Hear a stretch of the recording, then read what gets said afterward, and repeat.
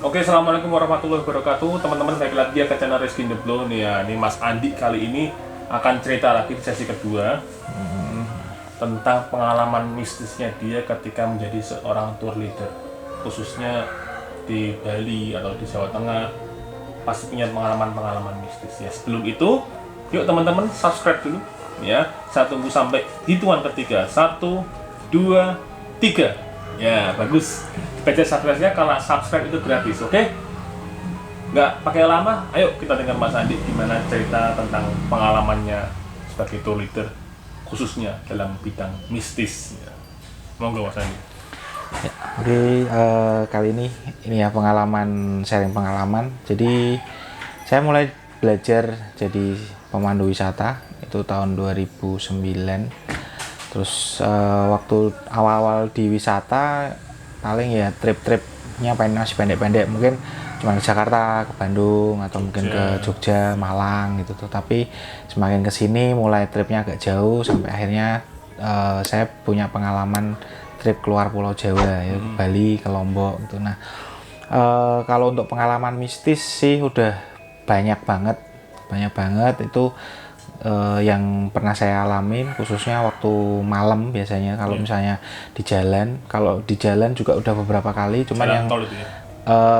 kalau yang paling nyata itu sebenarnya nggak di jalan tol sih. Kalau di jalan tol itu paling, kalau di area Ngawi itu paling ada orang lewat di tol yang setelah saya Yang punya kecelakaan ini. ya, jadi waktu tol Ngawi itu waktu awal dibukanya itu pernah kejadian kecelakaan yang salah satu PO bis Pantura yang sampai beberapa penumpang yang meninggal itu. Nah, saya juga mengalami di situ.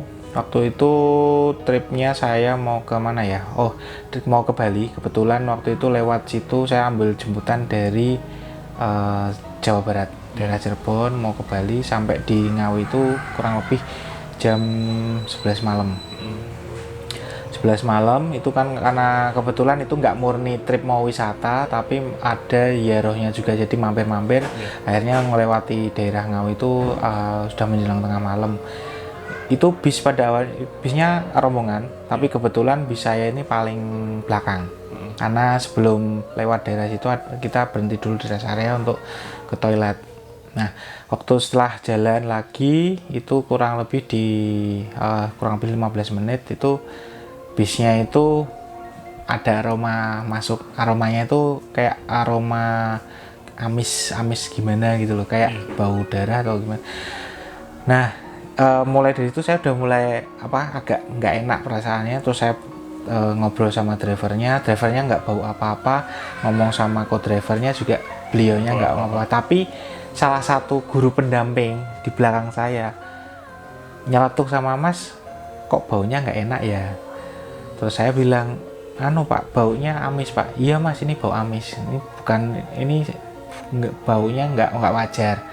Exhaustnya Mas dinyalain." Exhaustnya sudah saya nyalakan, tapi bau itu nggak segera nggak hilang. Nah, terus saya kalau ini nggak hilang berarti ini bukan sesuatu hal yang istilahnya normal, bau normal. Nah, kemudian saya sama sama co-driver sama Pak gurunya tadi, kita baca doa sebisa mungkin. Nah, selesai baca doa itu tadi, itu di depan itu ada jembatan, kayak jembatan jembatan Gantung, bukan ya, jembatan jalan, jembatan itu loh ya, jadi yang menghubungkan antara dua daerah itu. Di situ itu ada yang lewat. Nah, terbang gitu. Itu kami bertiga yang di depan lihat semua. Jadi driver saya sama co-driver tuh lihat semua, tapi Pak gurunya nggak kelihatan karena duduknya di belakang.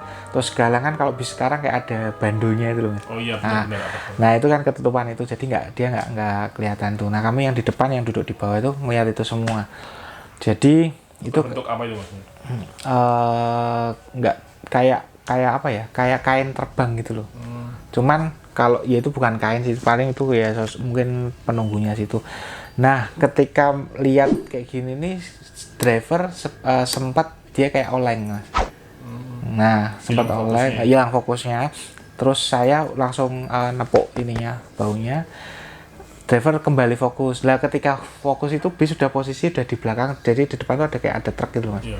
Nah itu mungkin kalau misalnya apa kita bertiga posisinya nggak fokus semua, mungkin kita bisa kecelakaan. Nah itu di situ. Jadi itu posisi sampai apa namanya di Ngawi. Nah kemudian kita udah jalan terus sampai ke Bali. Sampai di Bali itu malam pertama di Bali itu di bis saya kebetulan ada yang kesurupan mas. Kesurupannya itu dia apa namanya ngambil sesaji mas. Jadi kan di hotel itu ada sesajinya. Yeah. Ngambil sesajinya itu dia nggak tahu kenapa, padahal sudah dijelaskan sama guide-nya bahwa mohon dengan kerjasama ya, mohon dengan sangat kerjasamanya, jangan apa istilahnya mengganggu atau bertindak seenaknya sendiri gitu. Tapi dia istilahnya kayak mau uji nyali apa gimana, ngambil rokok mas. Rokok itu. Rokok. Nah ketika mau dirokok rokok sudah mau dinyalakan terus dia kesurupan. Nah ketika kesurupan itu dia pertamanya biasa aja mas, cuman terus lama-lama matanya tuh merah. Matanya merah, terus akhirnya dipanggilkan apa ya pecalang, terus sama apa kayak apa ya namanya kayak semacam orang pinternya sana lah. Terus akhirnya dibacain mantra-mantra dan sebagainya, itu bisa hilang. Kebetulan trip itu apa ya banyak gangguan mas, dari mulai berangkat itu tadi ada di tol, kemudian di Bali ada apa gangguan itu, dan yang gangguan yang saya rasakan sendiri itu adalah pada saat saya tidur masuk ke kamar, itu saya kebetulan dapat kamar itu paling belakang sama teman saya karena kebetulan kita bawa yang dapat hotel di situ tuh 2 bis yang lain kan kita rombongan berenam, 6 bis itu yang 4 bis itu di hotel lain. Nah kebetulan saya ada 2 orang, 2 bis itu di situ dapat kamar paling belakang. Emang kamarnya luas banget, bagus lah itu. Ketika saya membuka pintu itu memang pintunya pakai kartu, kuncinya pakai kartu. Saya kebetulan saya masuk pertama, saya buka pakai tangan kiri, tangan kanan saya narik koper. Ya, buka koper saya buka. Cuman waktu saya buka ini kayak berat, gitu. Padahal sebelum saya bawa koper saya memang sudah ngecekin semua kamar, itu pintunya enteng, nggak seberat ini. Cuman kok waktu saya buka berat banget. Nah, waktu teman saya masuk itu masuknya pakai tangan kanan karena dia nggak bawa apa-apa, cuman dorong pintu aja pakai tangan kanan. Terus habis itu kita bersih-bersih apa segala macam, terus kita istirahat. Pagi itu alarm saya bangun itu kurang lebih jam 4 WITA. Jam 4 WITA saya bangun, saya mau persiapan karena paginya itu kan ada destinasi wisata yang mau kita kunjungin, kita persiapan karena kita harus berangkatnya pagi karena kita ada trip ke Desa Panglipuran. Nah, kalau mau ke Desa Panglipuran itu kan memang harus berangkatnya pagi banget. Nah, terus setelah saya mau bangun, ada yang aneh mas, badan saya itu yang sebelah kiri, jadi mulai dari ini tangan sama kaki ini nggak bisa digerakin. Itu benar-benar di posisi kasur apa di mana? Masih di kasur. Masih di kasur. Jadi kita bingung, kita mau bangun ke kanan ininya berat, mau bangun ke kiri nggak bisa. Jadi cuman akhirnya ada handphone itu kita ambilnya agak susah. Nah teman saya bangunin, dia ternyata sebelah kanannya nggak bisa digerakin. Nah terus sampai akhirnya saya bisa menghubungin teman salah satu teman satu hotel itu beda hotel ya. Saya minta tolong untuk dihubungin ke hotel resepsionis apa itu saya nggak tahu soalnya ini. Karena kebetulan di kamar saya itu nggak ada telepon kamarnya, telepon kamarnya nggak ada karena itu kamar istilahnya bonus dan memang di hotel itu ada beberapa kamar yang belum ada teleponnya karena infonya ini hotel baru.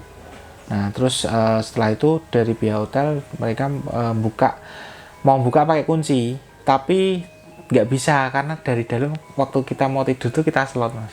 Oh di lock ya? Di lock. Nah akhirnya setelah dibuka kunci bisa buka lock untuk kuncinya itu didobrak terus akhirnya mereka juga membawa kayak semacam pecalangnya itu terus sama security hotel. Nah security hotel itu ternyata juga bisa berkomunikasi dengan seperti itu karena infonya security hotel itu sebelum jadi hotel dia sudah jadi security di situ mas. Oh gitu. Nah terus istilahnya intinya itu saya dengan teman saya ini nggak sopan karena masuk tanpa izin.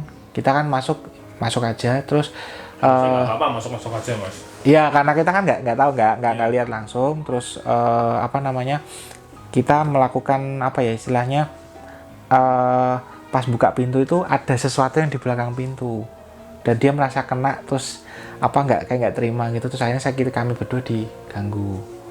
Itu apa sebelum tidur nggak baca doa dulu? Ya baca doa sih, paling doa tidur aja. Cuman nggak tahu kenapa kok bisa seperti itu. Nah terus setelah security itu masuk, kita pelan-pelan dari mulai tangan saya yang hilang. Kalau tangan udah normal lagi, terus kakinya pelan-pelan. Tapi jalan yang nanyain security sempat komunikasi sama siapa security-nya? Komunikasi gimana?